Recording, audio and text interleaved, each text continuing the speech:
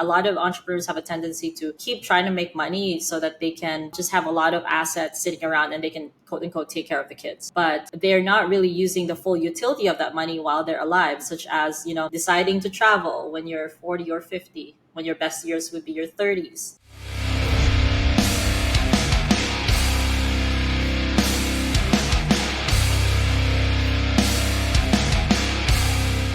We are live. Welcome to the Ronin Mindset. My name is Steve Didier. Today, wherever you're at, we've got a very special guest, Karla Singson, founder of Proximity Outsourcing, a social media marketing and revenue optimizing specialist. Welcome to the show, Karla. How you doing? Hey, Steve, I'm good. How are you?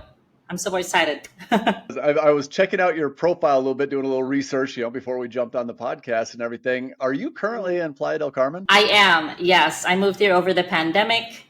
And made it my home base. I've been here for 2.5 years. Actually met my husband here, so that's nice. Playa del Carmen is one of my favorite spots. It's kind of like a second home to me. I think I spent about 6 out of the last 10 years there. Wow, yeah. really? So I That's crazy. live there. Do you know where Na condos are on 15th Avenue and 14th Street? Near the Mega? Oh, yeah. Yes. Oh, I know. No. Yes. I have so many friends that stayed there. Yeah. I just left there in March. And like we kind of talked about briefly before the podcast, I spent some time in the U.S. with family and stuff like that. But now I'm in Saigon and Vietnam. I spent some time in Thailand. I'm heading to Cambodia next. But yeah, I love Playa. I've got so many friends there. I am not going to be surprised if I end up back there. Yes, exactly. It's just super perfect for me. I used to live in Vegas. I moved to Vegas. Really? I know. I lived in Vegas for about 18 years prior to Playa del Carmen. What? What the hell is going on here? Maybe I am you in a different lifetime. Yeah, I don't know. This is getting kind of weird because I didn't know that about you. I knew the Playa. I was like, oh, cool Playa, but that is awesome. Yeah, I lived in Vegas for a bit. I had an event planning company in the Philippines, pretty successful one for 10 years, and I got an investor to. He invested in my event planning company to expand to Las Vegas. Very cool. And so I moved there, and then it was nice. I think it was a great kind of first city in America for me because there's a lot of Filipinos and a lot of Filipino food that's really important to me. And it was not as expensive as other big cities. I mean, that's kind of changed in the States. But it's gotten so expensive. I know. I love Vegas. After I got out of the military, I spent some time in Colorado, but then I moved to Vegas, and I was there for 16 years, and I moved to Playa for 5 years, and I moved back to Vegas for a year, and then so it's very, very strange. But I love when I was in Playa. That's the biggest thing I missed about Vegas was Chinatown, because I am a sucker for Vietnamese food, Thai food. Not so much Filipino food. Yeah. My friends are always trying to get me balut. I was like, no. Balut is a bad representation of Filipino food, but I learned how to cook really, I would say really well, like Filipino food. Also, like making healthy versions of Filipino food, because I know the original recipes are not healthy. When I moved here to Playa, because there's like 10 Asian people here, and it's to make one Asian dish, you have to go to 3 grocery stores. I was so happy when I found sriracha in Playa at Dax. Oh, yes. yes.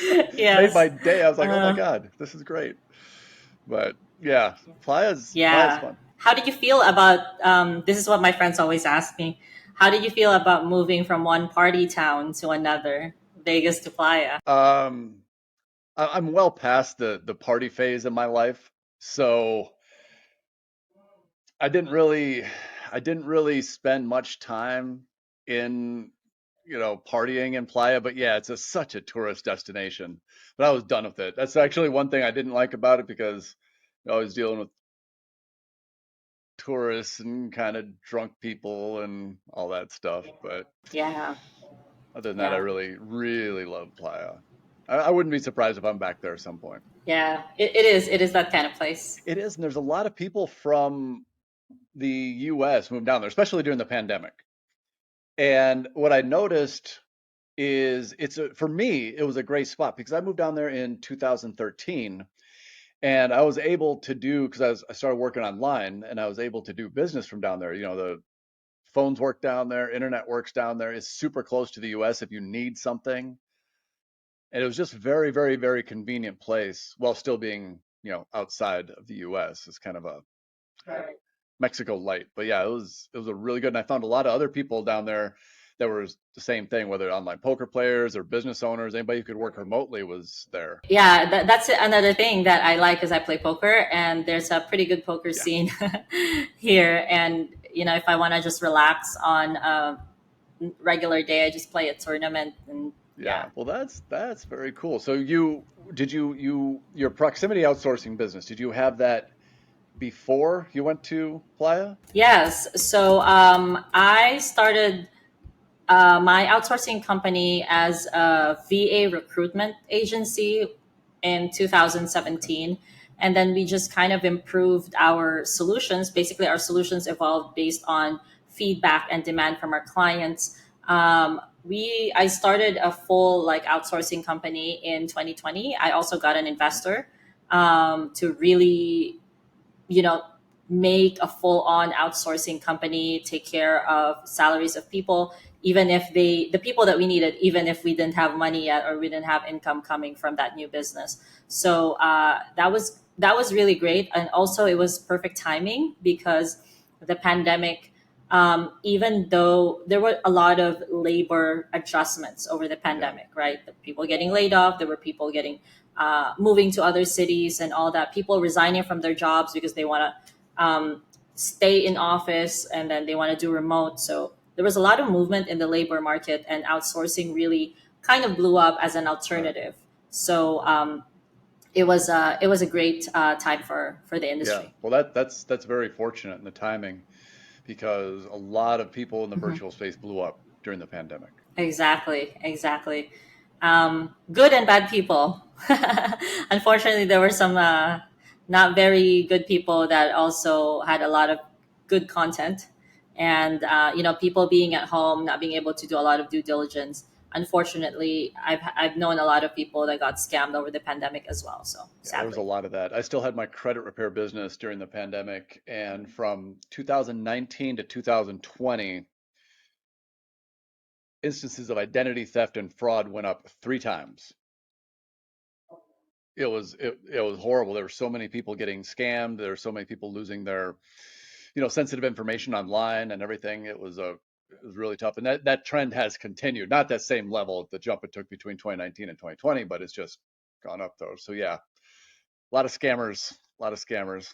But with the proximity outsourcing, and how does that tie into the marketing and revenue optimization part of what you do? Yeah. So I don't really kind of try to mention the consulting part because my time is very limited for that, and we're always full. But when I was doing my event planning business, which I've done for like 13 years, and it's still there in the Philippines, my traditional business. What I really did was I was like the lead strategist of a lot of launches. So my team did the event, like they would do, the lights, the decor, the hiring the host, but the strategy for launching something or like a new product, a new flight. I had a lot of airline clients, and every time they launch a new route, we would be the one to do the event for them, and then I would plan the strategy for the launch, the PR and the marketing strategy. So yeah, that was my experience working with big companies. Doing launches and campaigns. And because I had a marketing degree, I really love the marketing part of it. Like I really love it. Even till now, like I love doing it, brainstorming marketing. And so my outsourcing company, it because of the demand of people literally just asking me if I could help them find a VA because I'm Filipino. So that was funny. I would go to a conference and they're like, "Oh, you Filipino? can you help me find a VA? I'm like, I don't really do that. And they're like, okay, are you a singer? I'm like, okay, these questions are weird.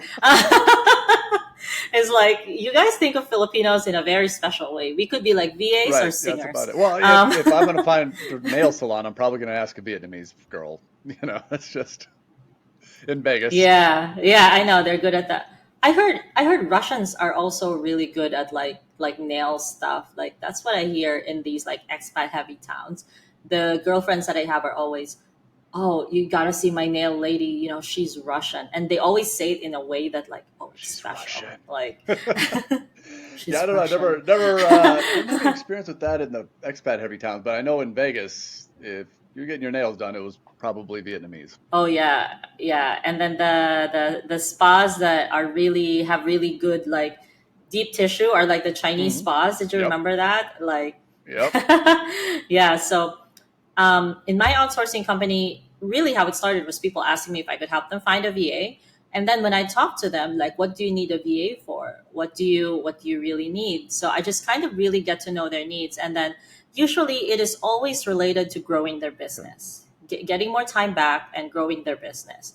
They wanna, a lot of founders want to be hands off or as hands off as possible in the day-to-day operations of their business because they want to grow, and either whether that means that it grows without them or whether that means it grows because they have more time for themselves and then they can think of like innovative Right. ideas. So just mixing that experience together, I just started kind of testing different Right. solutions. And now our best solution is just consulting with a client on the role that they need for their business, really getting to know what they need, giving them advice, and giving them an action plan. And this is all, just purely consultative. We're really just helping them Okay. out. And if they decide to work together, then we, present what our outsourced solutions are. If we feel that it's best for them to hire a strategist first, we tell them that as well because a lot of people treat outsourcing companies as a results-based company, which is it's actually not. Outsourcing is very different from Right. consulting in such a way that outsourcing is having the thing proven and tested and repeatable in your company and you're passing it off to Right. someone.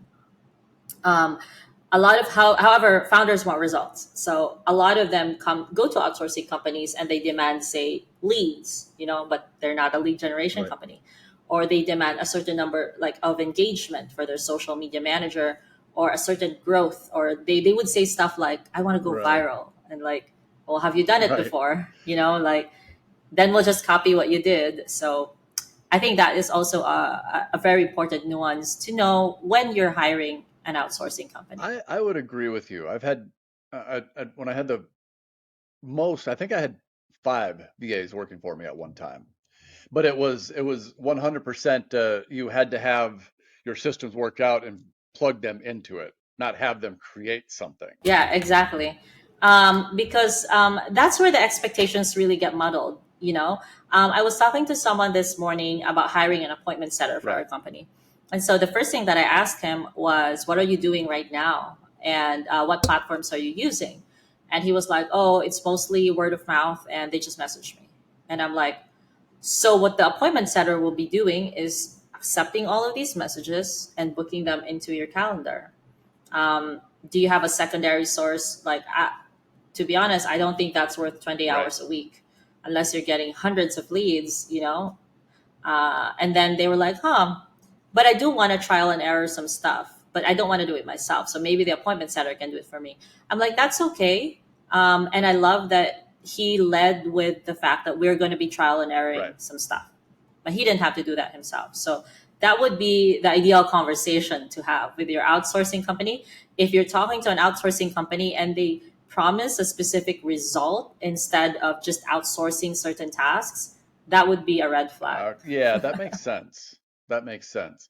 I think a lot of people have a um, kind of a skewed perception of what they're getting when they hire a VA, when they outsource a lot of that stuff. That's right. And also, a lot of people use VA as a blanket term for a remote professional. Right. They it's like a VA is a virtual assistant. It is still an Right. assistant. I've seen I've seen job descriptions for VA that are like, oh, you need an SEO person and a project manager and like, a credit collection Right. person, but they expect it from one VA and Yeah. assistant. And then sometimes they would also demand strategy. Like, no, hire a Right. strategist. It's you can't. Yeah, it's weird. Yeah. I think what would you recommend for somebody who is has a business and they're considering hiring, outsourcing? I would say really get clear on what are you doing right now in your business that is repeatable and proven. Um, and so you list it, you sit with yourself, you list this down. Oh, I'm doing this, or my manager's doing this and she shouldn't be doing it. This should be a VA. And then try to figure out the complexity of it. So if it needs a very specialized knowledge, it's probably not an assistant. If it needs team management or leadership, it is not a virtual assistant. It is a project manager or an operations Right. manager. And the good thing about our company is that I would say 1 out of 10 hires we have is a VA. 90% of the people we onboard are actually managers, project managers, operations managers. Client success managers are such a big hit right now because people are really, online businesses are now starting to understand the importance of Right. retention and how predictable growth really comes with retention. So, client success managers are a great addition to any business. I cannot imagine, I will say this, I cannot imagine any business not improving their bottom line, and even getting the feedback from your customer, nurturing this relationship. I cannot imagine a CSM investment to be a bad investment in any business, especially B2B, because CSMs have a lot of they take care of retention, they take care of client experience, corporate gifting, they take care of affiliates. They can ask for testimonials, reviews, feedback, referrals. Those things are very valuable in a business. So that's another tip. Yeah, like even if we don't end up working together, just try to hire a CSM. It will make a lot of difference in your business. What qualities do you look for, like when you are looking, to outsource CSM for your clients? You know what I mean? What are you looking for in that person, that client success manager? Yeah, in that role. We usually require previous customer support and client success experience that is high touch. So in the Philippines, where most of my team is, we also now expand to Latin America. And for some of our clients who need closers, we usually hire them from US or Canada. But um, most of my team is in the Philippines, and client success managers in the Philippines, there's a lot of BPO companies that are US based, but they outsource customer support and even upselling to the Right. Philippines. So PayPal, Verizon, AT&T, Western Union, those companies, Chase, even, yeah, I talked to a Filipina one time. Those companies outsource customer support for the Right. Philippines. But what we need to see is they don't just do customer support, like they're not just agents, but they've had like a team leadership experience, or they had an experience with upselling. So because it's more high touch, there's more conversations to get to know the client instead of just answering calls like for an e-com company, like, oh, where is my package? I lost my package or something. Calling for a refund. Yeah, it's a Yeah. lot more specialized. Does your company provide any additional training, or are you looking for people who are strictly experienced in that role? Yes to both. So it's our recruitment process is really robust. We deploy custom tests, English proficiency testing, multiple rounds of interviews for skills, experience, and culture fit. And it's a mix of they definitely have to come to the table having the experience that the role needs, and we also provide ongoing coaching and training. So my team has access to a resource library of courses, trainings, and then we do monthly personal development and skills trainings as well in our own company. In fact, we even invite our clients, other team members, to attend our Okay. workshops even if they didn't hire the other people from Very cool. us. Um, Today we have a workshop actually about conflict resolution and employee engagement for remote teams. So we have like these kind of activities to make sure that our team is always upgrading. We also sponsor for all our manager hires. We sponsor certifications within the first 6 months. An example for that is all of our project managers go through the Lean Six Sigma Green Belt Right. certification to become really good managers on the first 6 months on the role.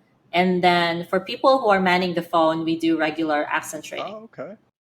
That sounds pretty comprehensive. Yeah, we want to be white glove. We want to be, like the Apple of outsourcing, I guess. Well, I think that's important because the more of that kind of development and training that your employees have, then the happier the customer, the end customer is going to be with the workers that you provide. Exactly. And I've talked to a lot of founders and business owners. In fact, I closed like, I don't know, probably 200 sales calls. I really want to talk to as many customers as possible when I was starting this business out. And a big thing for the getting the tasks done is a big thing for them, obviously. But the other thing for them is they actually really care that their teammate is growing. They don't just outsource because it's cheaper. They are actually really invested in the growth of this person. That's what I discovered. And so hearing that we have private life insurance, health insurance, mental health counseling, financial planning benefits to our team actually really matters to them. And for us, it's also kind of a selection process. Like we only want to work with people that care about these Right. things. So, they self-select. That makes sense. And when I'm looking at my own experience with outsourcing, I definitely, I'm still friends with my VAs, even though I don't have them or my former employees. And I tried to provide whatever training I could and help their professional development as well. Okay, so can I ask about your experience with outsourcing? I'm just curious, like, what were the kind of the best practices that you've seen companies do, and what are some of the things that you wish outsourcing companies did? Ooh, that's a good question. Okay. Um, my experience with outsourcing has been enormously positive. I I met Oh, nice. I I love met that. and became friends with a gentleman who owns an outsourcing company.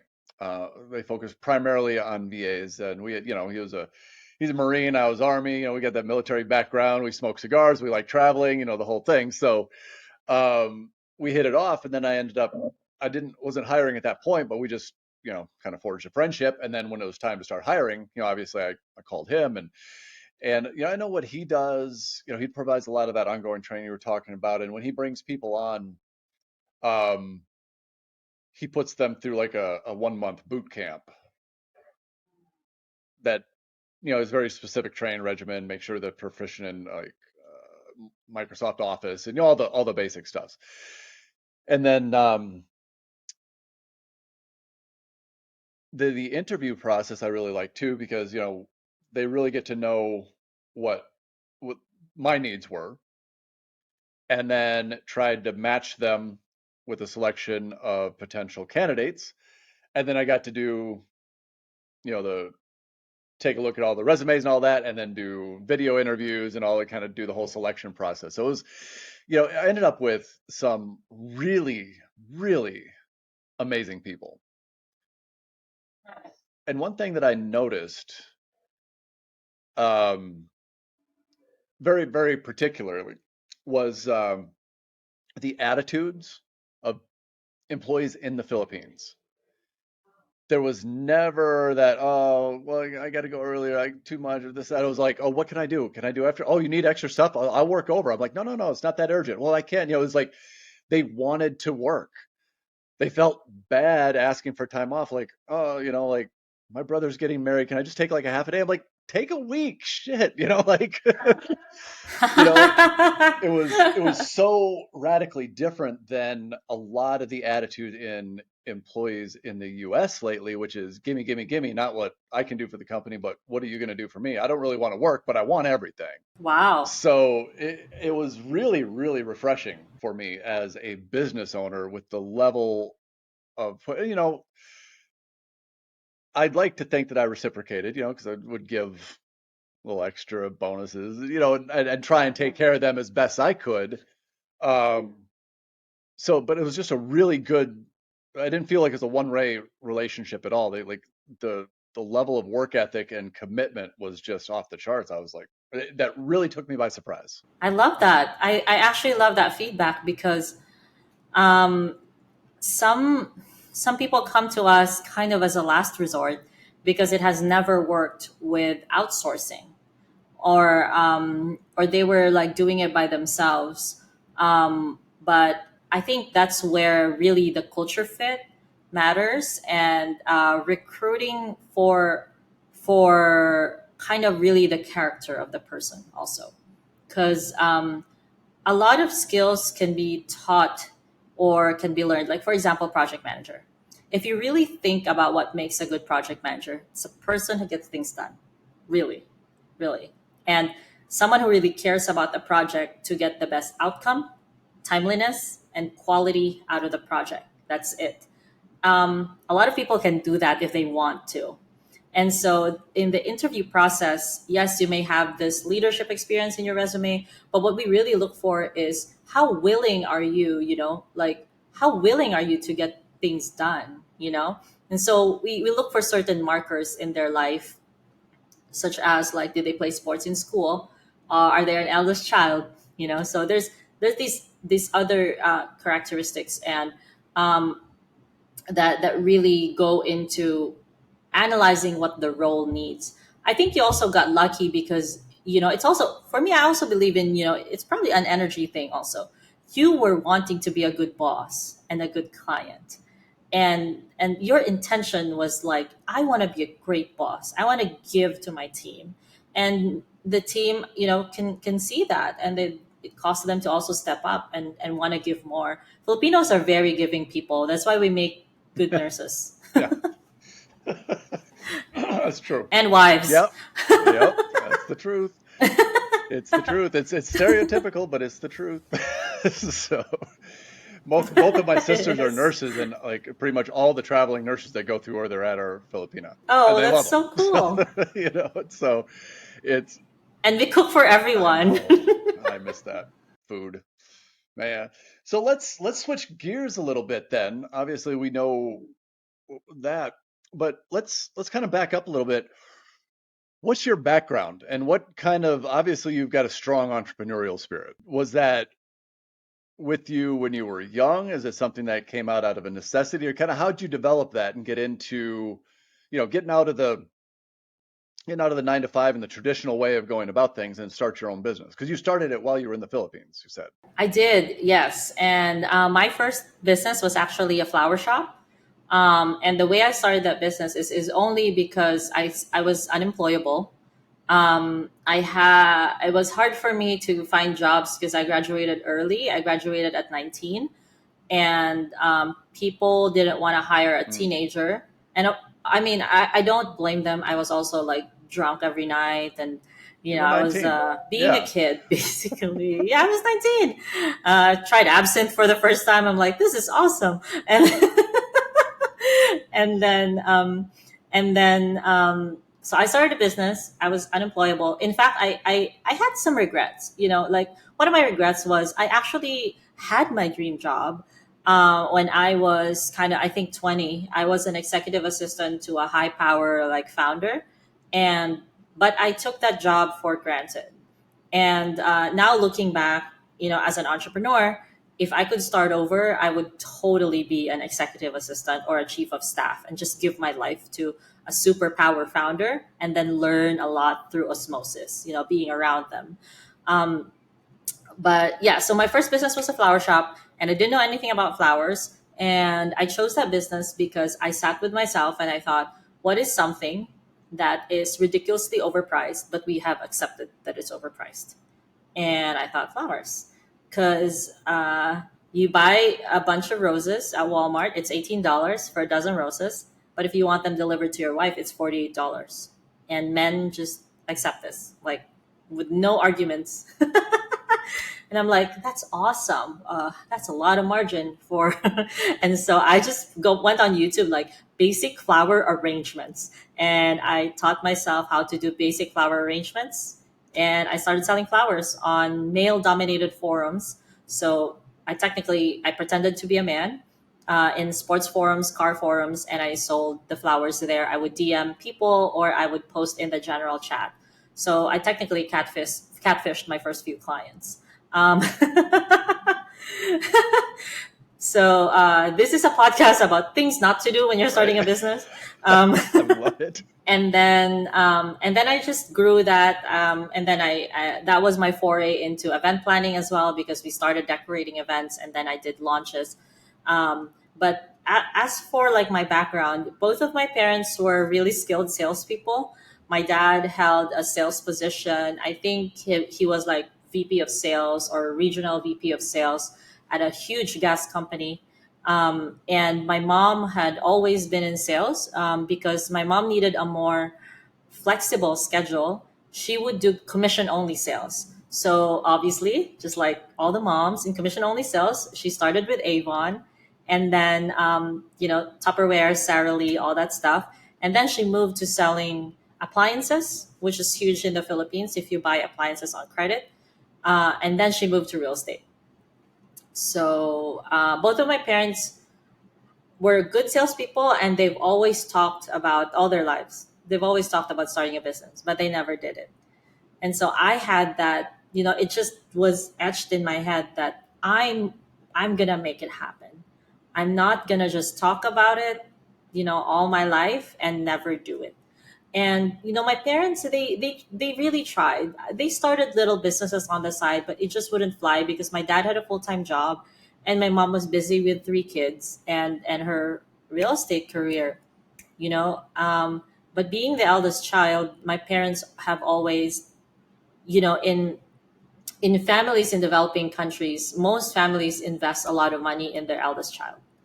It's because they believe that that child will help the younger siblings, and then that child will also be the leader, and then that child will like literally take them out of poverty. So I was very lucky to just be viewed as like a golden child by my parents because that helped a lot in in dealing with the anxiety of starting something. I was a ready, fire, aim person, more than ruminating and trying to be perfect. I always just kind of did things and then went with it. So yeah, that was a great time of my life. My biggest privilege is my parents for sure. I sometimes I get sad, literally sad and frustrated because I grew up in the Philippines. I grew up with a shitty passport. I had limited opportunities, blah blah blah, right? But but I had great parents who believed in me. Very smart people. My dad had two engineering degrees. They asked me or they encouraged me to read then watch TV, so having parents like that I think is the greatest privilege ever. And not even like having white privilege or being born in another country can, I think, can beat that privilege. Well, a lot of people, I think, will blame their circumstances and without even trying to do anything. Well, I can't do it because I'm this, or I can't do it because I'm this. Well, I'm in a developing country, or I'm an immigrant, or I'm a woman, or whatever, whatever the case may be, that people can find an excuse not to actually try to go after their dreams. It's like losing weight, Yeah, right? yeah. Oh, Like you know what to do, yeah, but oh, I'm big bone yeah. genetic. Obesity runs in my family. No, nobody runs in your family. That's the problem. No. That's the problem. And I don't know if a lot of people caught that what you said. The ready, fire, aim mentality, Yeah. because when I talk to people, whether it's, on the podcast or previous life, I tried to put myself around successful people, the people that I wanted to be like, because I really, that goes back all the way back to what you're saying about being an executive assistant or being around people who are powerful and have done it or are successful, because you're going to see how they operate. You're going to see why they're successful and what they do on a day-to-day basis that makes them successful. And one common theme that I get from people is that ready, fire, aim. Take action. You're never going to be ready, but you learn by taking action, and you're going to fail. Failure is the price of admission if you want to be successful. Yes. I read this meaningful poem that I always remind myself, you know what? I should actually, now I know what my next tattoo is. And you helped me, Steve. Yeah, I've always been thinking of, I'm in the mood for a new tattoo, and I know I was going to do it this year. And I read this poem a while ago, which was like, um, if there was anything that an overripe avocado have taught me, it's not worth it to wait until you're ready. I love it. And that was the poem. And I'm like, that has happened to me so many times. I would go to the store, buy an avocado. I would scam myself into thinking I'm going to make Mm-hmm. guacamole, and then the avocado is overripe, and then I miss the Yep. moment. And I think life is like that sometimes. You wait until you're ready, and then you lose the chance instead of just like doing it, and then iterating for improvement. So I think an overripe avocado is my next tattoo. Okay. I'm 90% sure now. Well, I just got a tattoo. What was it, about 3 weeks ago, 4 weeks ago, something like that. I got this one. Yeah. It's What is it? uh it's a What's that? sakyant tattoo. In Thailand, you can go to a temple, and basically the long and short of it is you have a conversation with a monk. They will determine what you're looking for, kind of, read your aura, your energy, and have that conversation with you about maybe what problems you're facing or what you're looking to accomplish or whatever. So it's a sacred tattoo. It's considered magical. So they create the design based on what you're looking for to accomplish in life or want protection from. Like my background, I did Muay Thai for many, many years, fighting. And a lot of Muay Thai fighters will get it to get, protection when they're in the ring so they don't get hurt and things like that. Warriors used to get it before they go into battle and things like that. But so the monk will design the tattoo based on your conversation, what he feels is good. Then they have a mixture of their own ink. They put their own ink together, and then they use a bamboo Oh, to do the tattoo. yeah. There was a famous tattoo artist in the Philippines who does that. Uh, she's very old now. She's like in her 90s, but yeah, the people also kind of treat her like a shaman.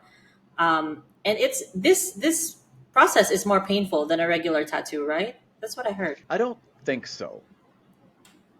I think it Or it, maybe it it's can you. be, You were but just also like, I was in the yeah, military. I it's I but also the placement. This is a very, very easy spot to get a tattoo in terms of pain. It's not like on your sternum or on your spine or something like that, where it's bone. So I didn't think it was that that painful, but it's not an apples and apples comparison if, depending on where you're getting it. I think it's about the same. It's a different type of sensation though, for sure. Hmm, But now I'm interesting. looking to get one here in Vietnam. Yeah, I wanted to get those kinds of tattoo because that Filipina tattoo artist, people like treat her like a shaman, and then the tattoos she makes are really iconic. But everyone says like the pain is different, and so I'm like, and then it looks different, right? Like they like pound the thing. It looks like a nail that they Yeah, I've pound. seen it done that way. They'll have like a hammer and like tap it. Polynesian Hmm. tattoos are that way a lot. This guy had like a metal tube and a bamboo rod, and he just jammed it. Kind of like it's more of a Japanese style of doing that. Right, But it's right. it's it's one poke at a time, not like the gun where it's like you're getting 1,000 pricks a second. So it's different. It's definitely a different sensation. But yeah, this is I was super happy to be able to do that. But Oh, that's now I iconic. want to go to the Philippines and get one from that woman. Yeah, I'll send you. Like, she was actually featured in Vogue. She's really iconic, and a lot of people line up to get tattoos from her because of like she might, she's old, she's like in her 90s. um and so and then sometimes like you have to hike to this mountain to see Oh, her, good. and like that experience also adds to it. Yes. Yeah, yeah, Well, yeah, now yeah. I'm gonna stop in the Philippines for sure.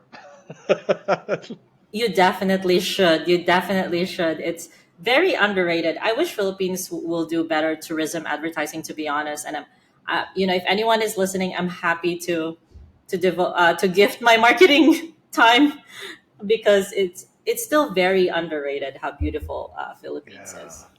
I haven't been. I've seen pictures. I have friends, and it's something I need to experience. But I've heard it's just absolutely stunning, stunning. How is just out of curiosity, how is the property ownership there? Can foreigners own property there? Good question. No, No, no. unless you marry a Filipina. Um, that is That's the the trap. trap. Hey, got to do what you got Um, to do, right? That's a trap, guys. No, they're pretty strict about that. Yeah, foreigners can own property, and unless you're married to a Filipina, or there might be a way to do it through like a trust or an investment thing. I can obviously we have the big brands, like we have like a Hyatt, somewhere, and these big brands. I can't imagine some of them just leasing the land. I'm sure some of them have have bought it, but Philippines is also really growing in terms of real estate value. My mom was a realtor, so I've had the absolute privilege and luck to get guidance on investment. I started investing in real estate when I was 22. Um, and I now own properties in different cities in the Philippines, and I just seeing and comparing how they perform, and the performance has been really good, even in the least my least performing, or property. It's still the appreciation is good, it's steady. Some condos even double in value before they're built. Like, I have two condos that I bought pre-selling, I think 4 years ago, and they've doubled in value, literally, and they're not even done yet, so they're still about to turn over. That's how good. Right now, if you're listening to this, like right now in 2023, it's such a good time to invest in the Philippines. Oh, see, I did not know that. I did not know that. That's very interesting. I'm gonna have to check in to see if there's a workaround, because obviously in Mexico you can own property as a foreigner. You just do it through a trust, a fideicomiso. So A trust, yes. I wonder if it's the Yes, same in the yes. Philippines. I'm going to one of the main reasons that I want to go to Cambodia, outside of the fact that it's beautiful, but it's very underdeveloped too compared to, say, Thailand. Hmm. And I really want to check out. I've been looking online, and one of the things I've noticed is you can get condos like beachside for under 100,000. And I believe, if I'm not mistaken, foreigners there is a either foreigners can own it directly, or there's a workaround, fairly easy workaround to ownership. Yeah, I think like Colombia is the same thing. Foreigners can own easily. um yeah, but definitely there's a workaround investing in, because Philippines is an archipelago, right, with 7,000 islands. There's also a lot of opportunities to invest in, like, beachfront properties or like vacation type properties. Some people have bought like islands there, like a whole Well, now you're giving island. me ideas. Someone's gonna cash out their 401k. Hmm. Now the wheels are turning. Yeah, I have. Yeah, I mean, I'm happy to talk to you and give you advice, because I have a couple of properties there, and I have some really strong recommendations for you as well. Like, I have one property that we bought for like under 40K, and it's making 1,000 a month in Airbnb. That's a good return. Yeah, it's very good return. That is a fantastic return. Not to mention the upside appreciation and everything else. Yeah, So, yeah, I everything. would Yeah. definitely. I'm glad we had this conversation, because that is something I'd be very interested in. Real estate in the U.S. My background prior to credit was real estate in Vegas. I did real estate there Mhm. for a very long time. Oh, that's cool. So I understand the game, but Really? real estate especially when you're looking at Las Vegas, Phoenix, California, is so radically overpriced. Well, maybe not overpriced, but it's expensive. Oh God. Very expensive. I mean, it's out of reach for a lot of people. And, when you look at, because I still have a lot of friends in the real estate industry in Vegas, and when you look at properties there and you do a financial analysis on them, and it's not worth it. You can't rent it for anywhere near what would make it realistic for an investment purposes. Exactly. Like you would have to flip it after 3 years to really make the money, right? Because if you're just renting it out, it will take you 10 to 20 years to make up, what you spent. And then I don't know if you've heard about this book, but I also recently finished reading Die with Zero. It's a really good book, and the principle is like how to invest and work and take care of your money in such a way that it maximizes your utility while you're alive.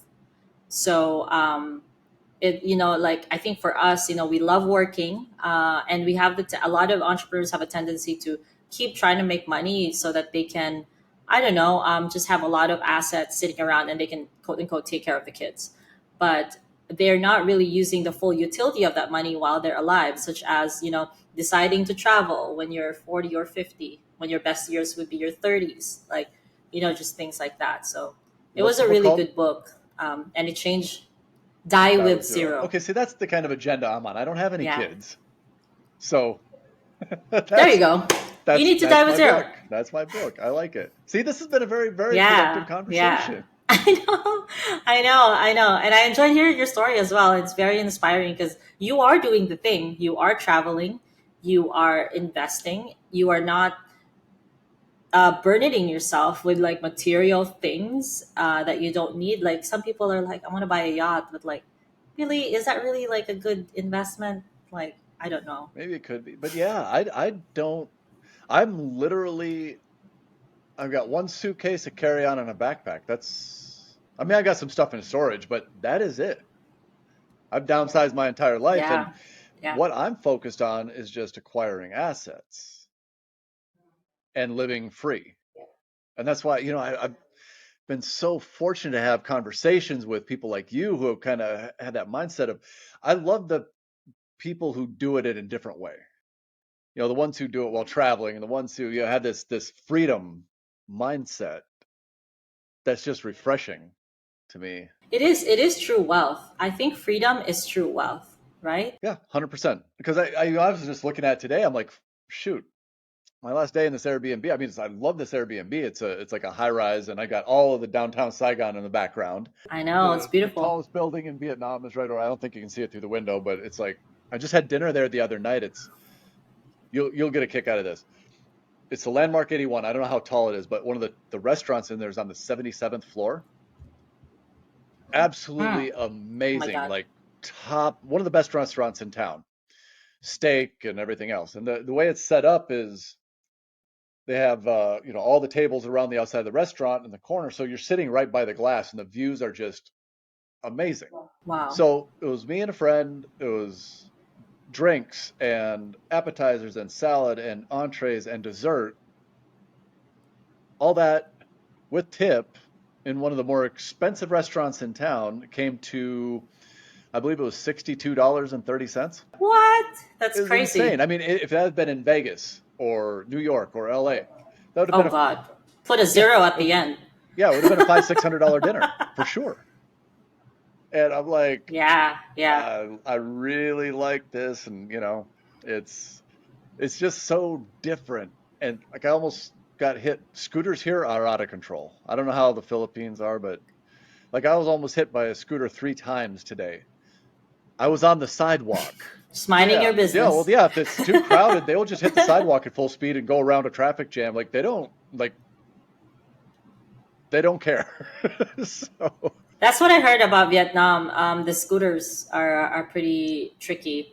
In the Philippines, it's not. It's not. It's not much. We don't have that issue. There are scooters, but they're more careful, and we don't really have a lot of scooters. Scooters. We have like those motorcycles, like full oh, on okay, like motorcycles, and they're used usually to actually transport stuff, instead of like family or personal okay. use.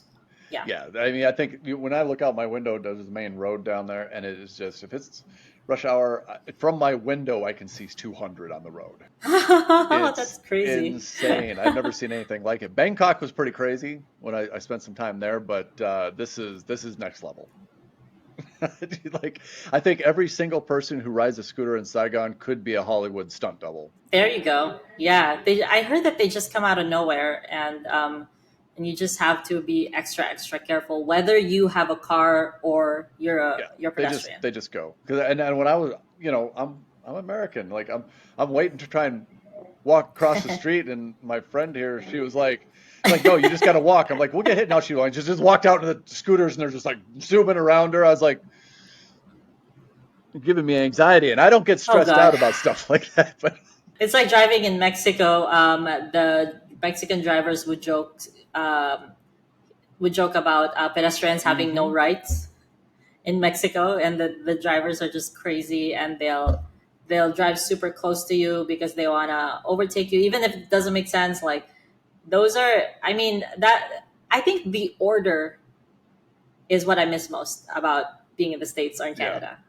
The predictability and the order. Sometimes I miss it, but I would not trade it for the freedom, the variety of food, and the better basically standard of living, if you're outside of America or yeah. No, Canada. I agree 100%. I don't.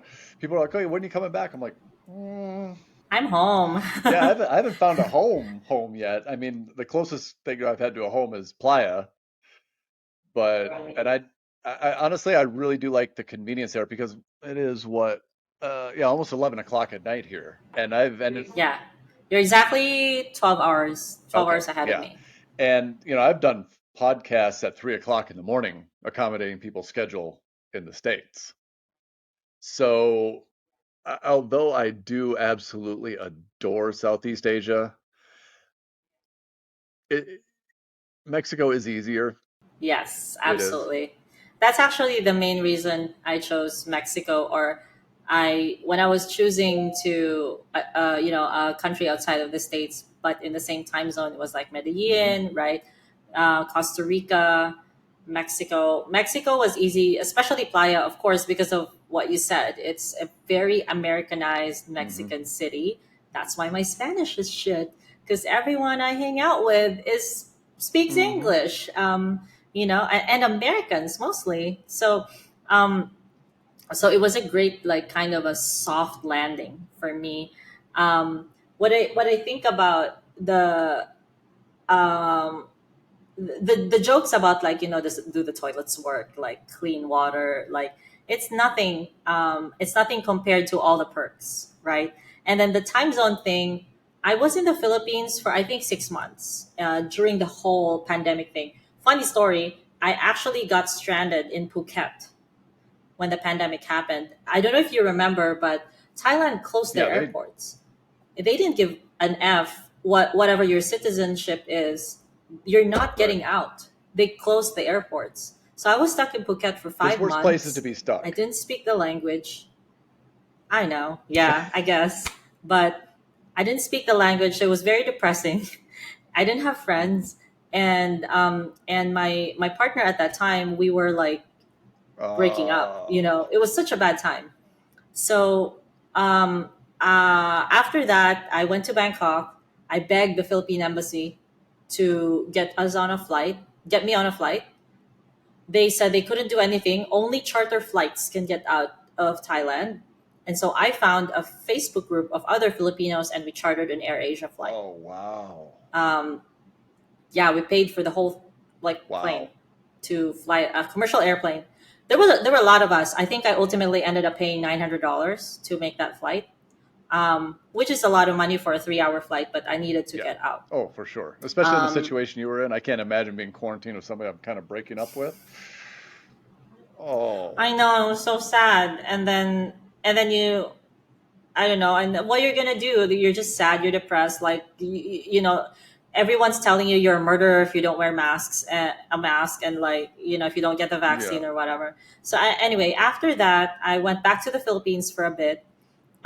And I actually did that to check out real estate investments because I knew I had an opportunity because people were selling because they're scared, Yeah. right? And so I was able to score some really good deals. And then I worked for my outsourcing company. in the Philippine time zone, and my calendar was between 8 to 3 a.m. I wouldn't have calls every day, but I totally empathize with you on how hard it is on your body if you're doing it so Yeah, much. And so that's when I was like, if I want to grow my business, I need to be in that time zone, because I wouldn't care working 12 hours a day as long as my body, I'm sleeping right and I'm right. eating right.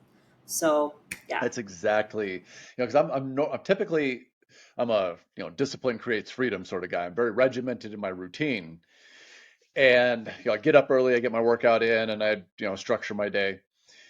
But here it's been so all over the board. I haven't got that sense of structure at all, because I think, like Thursday, I've got a podcast at 9 a.m. here, but then I've got another one at midnight. Now, yeah, and so because I'm batching everything. Like right now, my internet is fantastic. It's like 300 megs up and down.